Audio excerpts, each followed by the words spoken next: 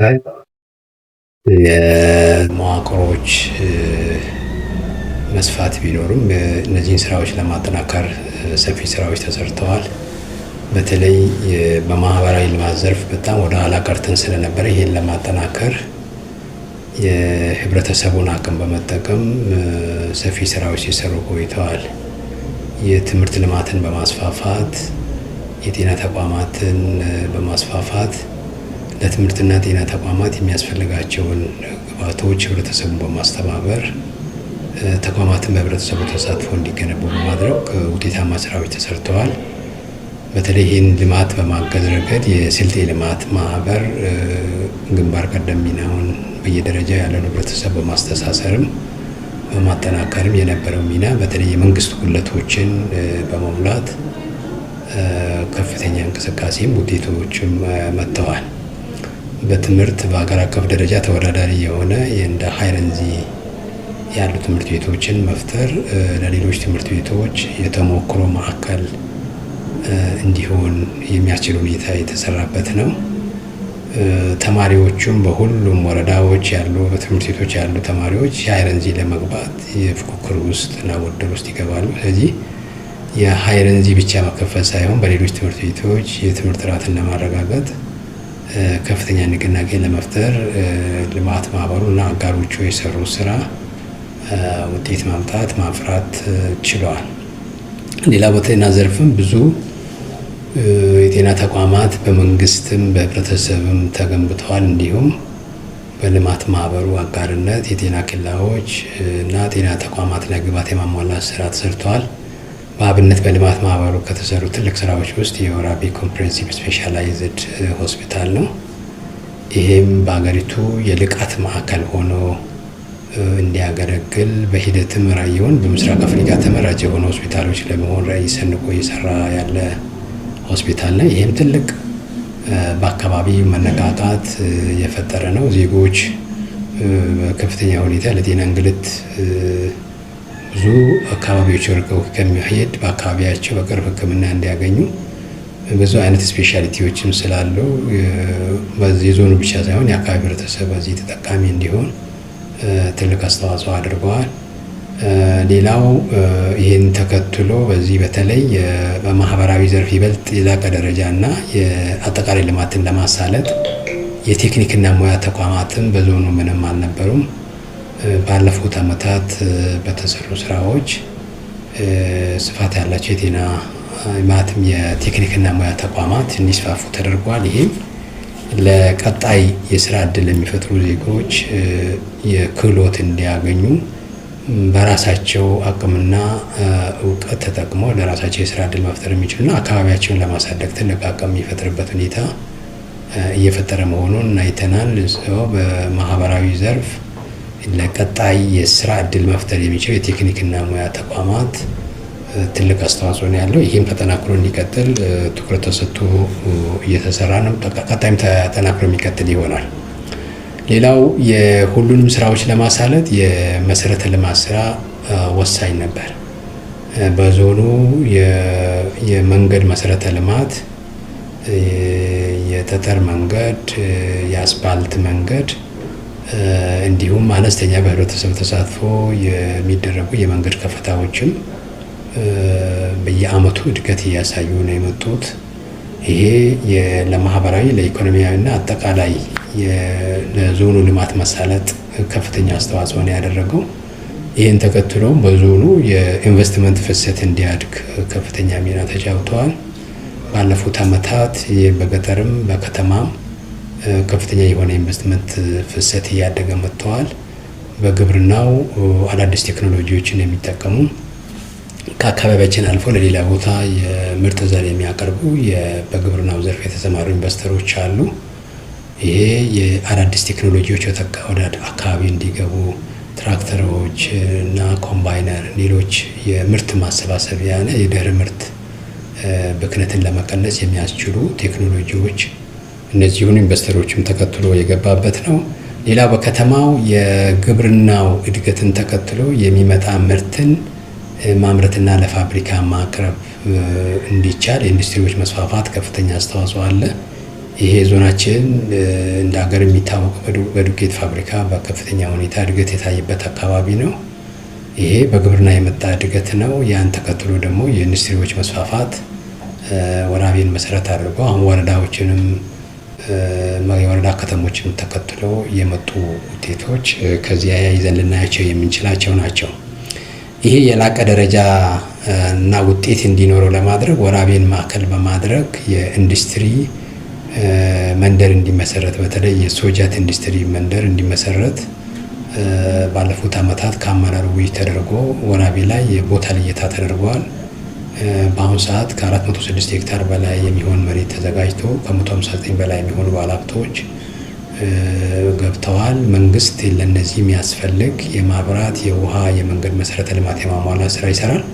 ሼዶች እና ሌሎች አስፈላጊ ግብዓቶችን ባለሀብቶቹ አቅርበው በአካባቢ አቅም በባለሀብቶች አቅም ትልቅ የኢንዱስትሪ ማዕከል ግንባታ ጀምረናል። ይሄ ያለን አቅም ሰፊ ስለሆነ ይህን ማስፋት አለብን ብለን አሁን የኢንዱስትሪ ዞኑን የሶጀት ኢንዱስትሪ መንደርን ወደ 1000 ሄክታር አሳድገናል። ቀጣይ ተጨማሪ ባለሀብቶችን የመቀበል እድል አለው። ይሄ ለወራቤና ለአካባቢ እድገት ከፍተኛ አስተዋጽኦ አለው።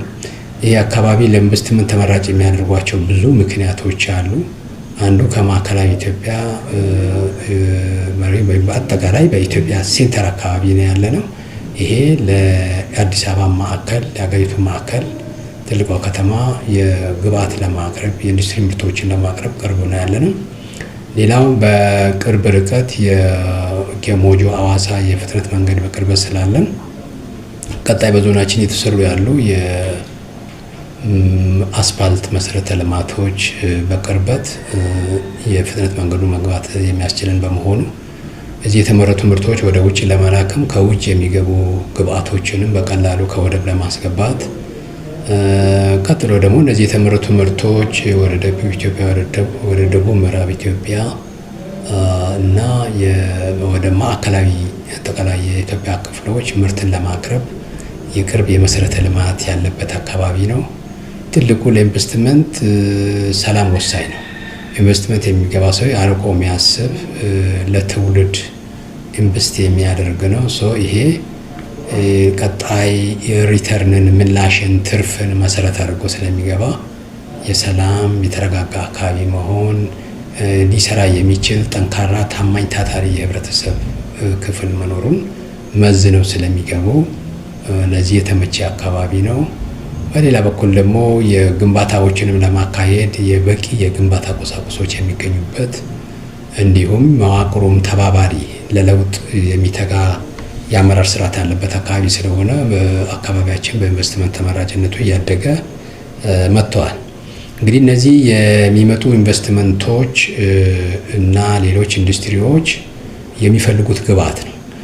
ለዛ የግብርናው ዘርፍ ወሳኝነት አለ። የግብርናው ዘርፍ ለኢንዱስትሪ ግብዓት የማቅረብ ብቻ ሳይሆን የዜጎችን የምግብ ዋስትና ለማረጋገጥ፣ የዜጎችን ጤና ለመጠበቅ፣ የዜጎችን የገቢ አቅም ከፍ ለማድረግ እንዲሁም ከውጭ የሚገቡ ምርቶችን ለመተካት ወሳኝነት የነበረው በመሆኑ ዞናችን በግብርናው ዘርፍ ልዩ ልዩ የኢኒሼቲቮች ቀርጾ በመስራት ላይ ነው የሚገኘው።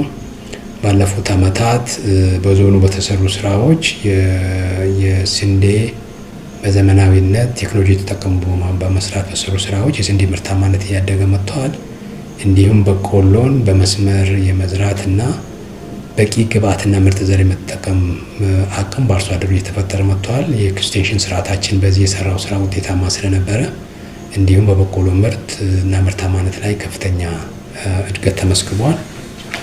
ሌላው በዞናችን በዘላቂነት ከአካባቢው መልክዓ ምድር ጋር የተሻለ ውጤታማ ለማድረግ የተጀመሩ ስራዎች አሉ። አንዱ የፍራፍሬ ልማት ነው። በደጋማው ክፍል የአፕልና በወይና ደጋማው ክፍል የሙዝ እንዲሁም የአቮካዶና የማንጎ ልማት ላይ የሰራነው ስራ በጣም ተጨባጭ ውጤት እያመጣ ነው ያለው። ይሄን በስፋት መስራት የምንችል ከሆነ የፍራፍሬ በዘላቂነት የአካባቢውን ብራንድ ይዞ መውጣት የሚችልበት ትልቅ አቅም እንዳለ የታየበት ነው። በዚህም አርሶ አደሮች ባገኙት ውጤት ተበረታተው የሞዴል አርሶ አደሮች ተሞክሮ ወደ ሌሎች የማስፋት ስራ ተጠናክሮ የቀጠለበት ሁኔታ ነው ያለው። በዚህ አካባቢ ይህን አስፍተን ብንሄድ በላቀ ደረጃ ተጠቃሚ እንደምንሆን የታየበት ነው። በሌላ በኩል የተኪ ምርት የውጭ የሚገቡ ተኪ ምርትና ዶላር ለማግኘት መስራት ስለነበረብን የሮዝመሪ ላይ የሰራነው ስራም የውጭ የምንዛሪ ከማስገኘት አንጻር ወሳኝ ሚና ተጫውተዋል። በዞናችን ይሄ በክልሉም አብነት የሚጠቀስ ነው። ይሄ ተሞክሮ እየሰፋ የሄደበት ሁኔታ ነው ያለው። ሌላው የበርበሬ ነው። የበርበሬ የሚታወቅ አካባቢ ነው። የራሳችን ብራንድ ይዞ እንዲወጣ ተግተን እየሰራን ነው። በዚህም አሁን ወደ ውጭ በመላክ የተሻለ ገቢ አርሶ አደሮቻችን ማግኘት የቻሉበት ሁኔታ ነው ያለው። በቀጣይ በቅመማ ቅመምና በአዝርዕት ልማቱም በተለይ ደግሞ በስራ ስር ሰብል ላይ የሚፈለገውን ደረጃ እንዳልደረስን አይተናል። ይሄ መነሻ በማድረግ ከደጋማ አካባቢዎች እንሰትን ወደ ወይና ደጋማ አካባቢዎች የማስፋት ስራ በስፋት እየተሰራ ነው። ቀጣይ የካዛቫ የሱካር ድንች እና የድቡልቡል ድንች በሁሉም አካባቢዎች እንዲሰፋ እየሰራን ነው። ይሄን በመደበኛ መኸርና የበልግን ተከትሎ ብቻ ሳይሆን አርሶ አደሩ ያለውን አቅም ያለውን የውሃ የመሬት አቅምን መጠቀም እንዲችል ሰፊ የኤክስቴንሽን ስራዎች በመሰራታቸው ባለፉት ዓመታት የመስኖ ሽፋናችን እያደገ መጥቷል። በተለይ በአትክልትና ስራ ስር ላይ የመስኖ ልማት ስራችን የተሻለ ውጤት እያመጣ ነው። ይህን አጠናክረን እንቀጥላለን። ከበልግ በተጨማሪ ደግሞ እርጥበትን ተጠቅሞ የመስራት ስራ የጸደይ ሰብል ላይ በዚህ ዓመት ሰርተነው የተሻለ ውጤት አመጣን። አርሶ አደሩም የተበረታታበት ስለሆነ በቀጣይ አርሶ አደሩ ውስን 2 ጊዜ የአዝመራ ጊዜዎችን ጠብቆ ከማልማት ባለፈ ያለውን አቅም ለመጠቀም እና የምናድገው ባለን አቅም ስለሆነ ያለን አቅም ምንድነው፣ ይህን አቅም እንዴት እንጠቀም በሚል የተጀመሩ ስራዎች አሉ። እነዚህን አጠናክረን መቀጠል የምንችል ከሆነ አዳዲስ ኢኒሼቲቮች፣ አዳዲስ ዘሮች ለአርሶ አደሩ ማቅረብ የምንችልበት ሁኔታ የምንፈጥር ከሆነ ቀጣይ የተሻለ ውጤት ይመጣል ተብሎ ይጠበቃል። እንግዲህ ይሄ በገጠር የሚደረገው እንቅስቃሴ ለኢንቨስትመንቱና ለኢንዱስትሪው ትልቅ ግብዓት ያቀርባል። ይህ ሂደት የገጠሩ እድገት ደግሞ በከፍተኛ ሁኔታ የከተማ እድገት እንዲመዘገብ ተደርጓል። እንግዲህ እንደምናውቀው የዚህ የዞን ወደ ኋላ ስንሄድ በጣም ያሉ ከተሞች የቀጨጩ አቅም የሌላቸው ከተሞች ነው የነበሩት። ባለፉት ዓመታት በተሰሩ ስራዎች በግብርናው ዘርፍ የሚሰራው ስራ የዛ ምርትና ምርታማነት እድገት አርሶ አደሮቹም ሆነ የከተማ ነዋሪዎቹ የተሻለ የከተማ እድገት እንዲኖር ሰርተዋል። የዚህ በቀጥታ የገጠሩ እድገት ለከተሞች እድገት ወሳኝነት እንዳለው ያየንበት ነው። ይሄ ግብአት ደግሞ ሲኖር ደግሞ ከሌሎች ቦታ የሚመጡ ኢንዱስትሪዎች ግብአትን ማግኘት እንችላለን በሚል ወደዚህ ኢንዱስትሪዎች እየፈሰሱ እንደሆነ ያየንበት ነው። ስለዚህ ከዚህ አንጻር በሰራነው ስራ ከተሞች እና የከተሜነት ሽፋን እያደገ የመጣበት ሁኔታ አለ። ይሄ ይበልጥ ተጠናክሮ እንዲቀጥል የሚሰራ ይሆናል ማለት ነው። ሌላው እነዚህ የምንሰራቸው ስራዎች በቴክኖሎጂ የተደገፉ መሆን መቻል አለባቸው። ለዚህም አንዱ ትኩረት ተሰጥቶ የተሰራው ትምህርት ቤቶች በቴክኖሎጂ የታገዘ ትምህርት እንዲሰጡ ባለፉት ዓመታት ተሰርተዋል። በተለይ ሁለተኛ ደረጃ ትምህርት ቤቶችን ባለን አቅም በቴክኖሎጂ የተደገፈ ትምህርት የሚሰጡበት ሁኔታ የአይሲቲ ትምህርት እንዲስፋፋ ተደርገዋል። ሌላው የቴክኖሎጂ መምሪያዎች የሳይንስና ቴክኖሎጂ ይሄ ላይ ትኩረት ሰጥተን በመስራታችን ባለፉት ዓመታት የቴክኖሎጂ አጠቃቀም የተሻሻለ እድገት እያሳየ መጥቷል። ይሄ በቀጣይም ተጠናክሮ የሚቀጥል ነው የሚሆነው። ይሄ ቴክኖሎጂ ስንል አይሲቲ ብቻ ሳይሆን አዳዲስ ፈጠራና አዳዲስ አካሄዶችን ተከትለን በፍጥነት ምርትና ምርታማነትን ለማረጋገጥ በፍጥነት የትምህርት ተሳትፎና ጥራትን ማምጣት የጤና ልማታችን ላይ መሻሻል እንዲመጣ የማድረግ በሰላምና ደህንነት ላይ ውጤታማ የሆኑ ስራዎች እንዲመጡ በቴክኖሎጂ ዘርፍ የተሰሩ ስራዎች ጅምር ያሉ ሲሆን በቀጣይ ይበልጥ አጠናክረናቸው የምንቀጥል ነው የሚሆነው። ህብረተሰባችን ለመረጃ ቅርብ ነው። ይሄ ለመረጃ ቅርብ የሆነ ህብረተሰብ እንዴት ነው አሁን የመጣውን የ21ኛ ክፍለ ዘመን የቴክኖሎጂዎች እንዴት ተጠቅሞ በሀገርም በዓለምም ተወዳዳሪ መሆን ይችላል የሚለው ነገር ትኩረት ሰጥቶ መስራት ያስፈልጋል። በአካባቢያችን እንግዲህ ይሄን አጠናክረን ለመስራት የተጀመሩ ስራዎች አሉ። ሌላው ትልቁ የሰላምና ደህንነት ነው። ሰላምና ደህንነት ለሁሉም ልማቶቻችን ወሳኝነት አለው። ዜጎች የተረጋጋ ህይወት እንዲኖሩ፣ ተስፋ እንዲኖራቸው የሰላም መኖር ወሳኝነት አለው።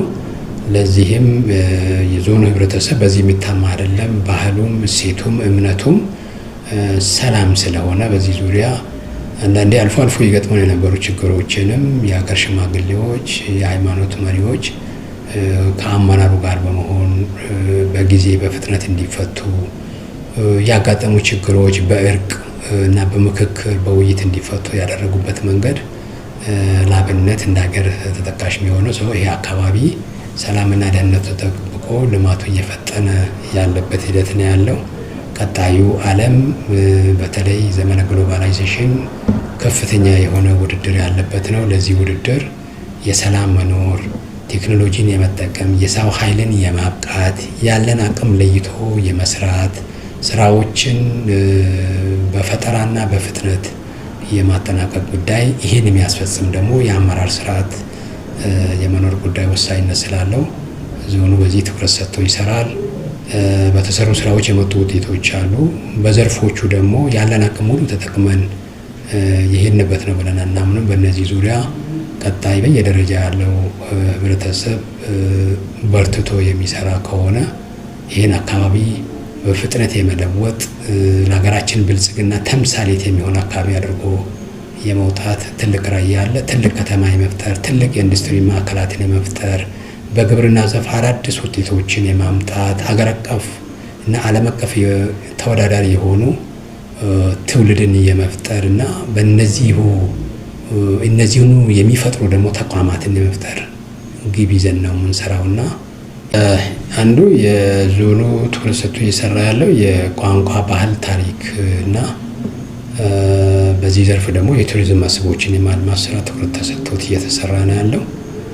ባለፉት ዓመታት የባህልና ቋንቋ ላይ በልዩ ትኩረት ተሰርቶ በየዓመቱም የሲምፖዚየሞች እየተካሄዱ፣ ጥናቶች እየተካሄዱ ቋንቋችን ላይ አጠቃቀም ላይ ምንድን ነው ያለብን ጉድለት፣ ይህን እንዴት ነው ማሳደግ የምንችለው በሚል የተሰሩ ስራዎች አሉ። በዚህም እንግዲህ ከአንደኛ ክፍል ጀምሮ የነበረን ትምህርት በአንደኛ ደረጃ ሁለተኛ ደረጃ እንዲሰጥ ተደርገዋል። በኋላም በኮሌጅ ደረጃ በዲፕሎማ እንዲመረቁ አሁን በዲግሪ ወራቤ ዩኒቨርሲቲ ወስዶ እያስተማረ ነው ያለው ማለት ነው።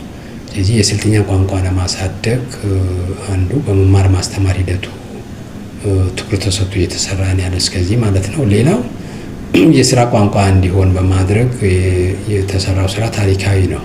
ቋንቋን ይበልጥ ለመጠቀም በጽሁፍም በንግግርም ለማሳደግ የተሰሩ ስራዎች የስራ ቋንቋ እንዲሆን አድርገን በሰራነው ስራ ለውጦች አሉ። በቀጣይ ግን ይህን ማጠናከር አለብን። ጉዳዮች ለትውልድ በልጆች ይበልጥ ሰርጾ እንዲሄድ እና ሁሉም የሚጠቀምበት በዚህ ይበልጥ እንግዲህ ቋንቋው ላይ ነው ባህሉ ያለው፣ ሁሉ ነገራችን እዛ ውስጥ ነው ያለው፣ ዊዝ ደግሞ ጥበብ እዛ ውስጥ ነው ያለው እና ይህን ይበልጥ የማጠናከር ስራ ትኩረት ይሰጠዋል።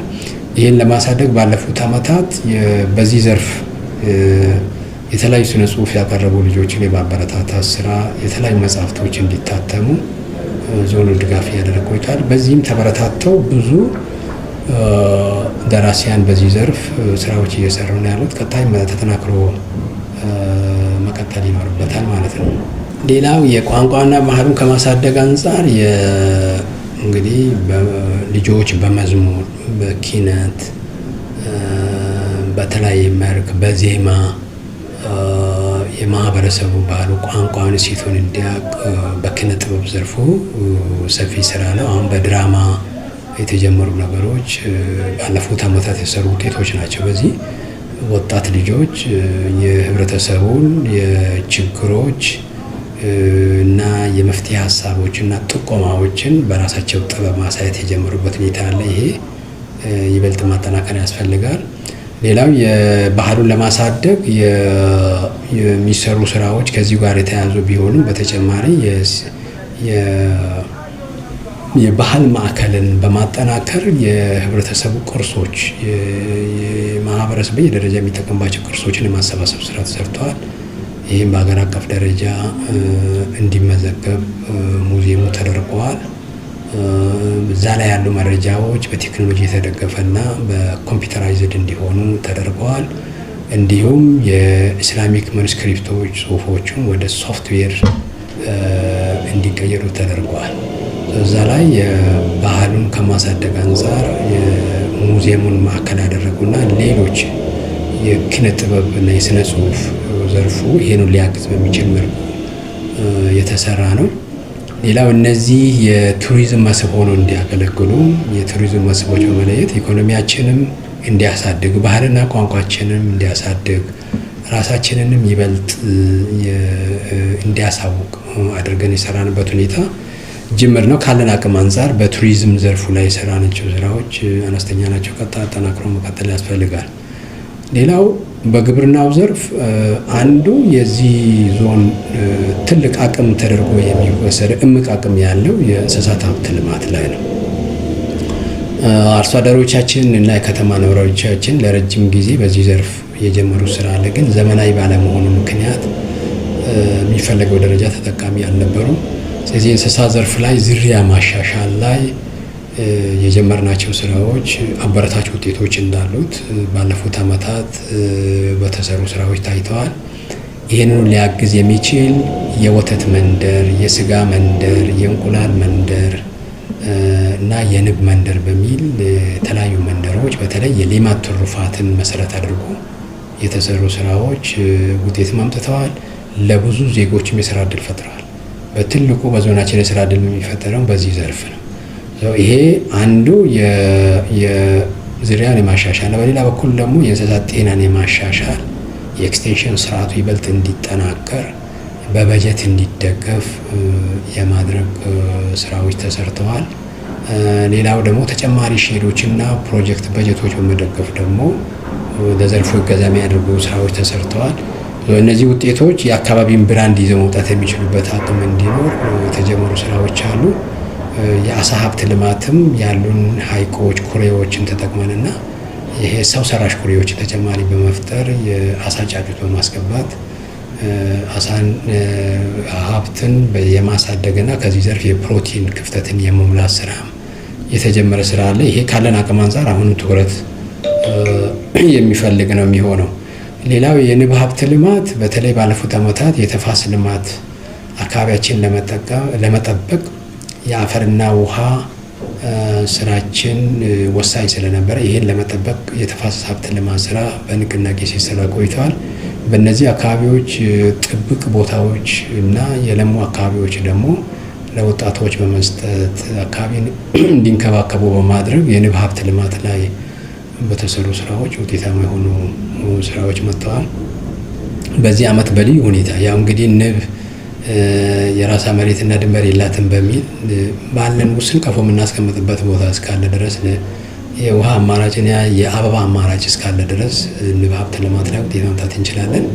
በዚህም የቀፎ አቅርቦት የጨፈቃ ቀፎ፣ የባህላዊ ቀፎና የዘመናዊ ቀፎ አቅርቦት እንዲሻሻል በተሰራ ስራ የማር ሀብት ልማታችንም ከፍተኛ እድገት አስመዝግቧል። ከዚህ አንጻር በተለይ ቀጣይ እድገት እየመጣ ሲመጣ ዜጎች የእንስሳት ተዋጽኦዎች እየፈለጉ ነው የሚመጣው። ይሄን መሰረት አድርገን የኢንዱስትሪ ፍላጎትን የሀገሪቱ ለመካላይ ገበያ ቅርብ በመሆናችንና የአካባቢ ገበያ ፍላጎትን መሰረት አድርገን በዚህ ላይ የምንሰራው ስራ አካባቢውን የላቀ የማሳደግ እና የማሳወቅ አቅም ለዜጎችም ሰፊ የስራ እድል የመፍጠር አቅም እንዳለው ወስደን የተጀመሩ ስራዎች የተጠናከሩ ክፍተቶች የሚሞሉ ይሆናል። መልካም። ያው በእኔ በኩል ጨርሻለሁ። ቀረ የሚል ነገር ካለና የማስተላለፍ የሚፈልጉት መልዕክት ካለ መጨረሻለሁ። ጥሩ። እንግዲህ እነዚህን አጠቃላይ በዞኑ ያሉ ስራዎችን የዌብሳይት ዴቨሎፕ ተደርገዋል። ይህም ተጠቅቆ በየጊዜው አዳዲስ መረጃዎች ለዜጎቻችን እናቀርባለን። በዞኑ በሚደረግ ልማት ሁሌም ከጎናችን ናቸው። የኛ ህብረተሰብ ትልቁ አቅም ብለን የምንወስደው በዞኑ ትልቅ አቅም የምንለው የህብረተሰቡ ለልማት ያለው ተነሳሽነትና ፍላጎት ነው። ይሄን የማስተባበር ሚና መንግስት ይወጣል። ስለዚህ የክፍተቶቻችን በመጠቆም በልማት በጀመራችሁት መልክ ከጎናችን በመሆን ይህን አካባቢ በፍጥነት መበልጸግ የሚችልበትን እድል እንዲፈጥር በርትተን ተግተን እንሰራለን። የገንቢ የሆኑ አስተያየቶች በመስጠት የምንሰራቸው ስራዎች የላቀ እና ዘላቂ እንዲሆኑ ድጋፋቸው የተጠናከረ እንዲሆን በዚሁ አጋጣሚ መልእክቴን አስተላልፋለሁ። እጅግ አድርጌ አመሰግናለሁ።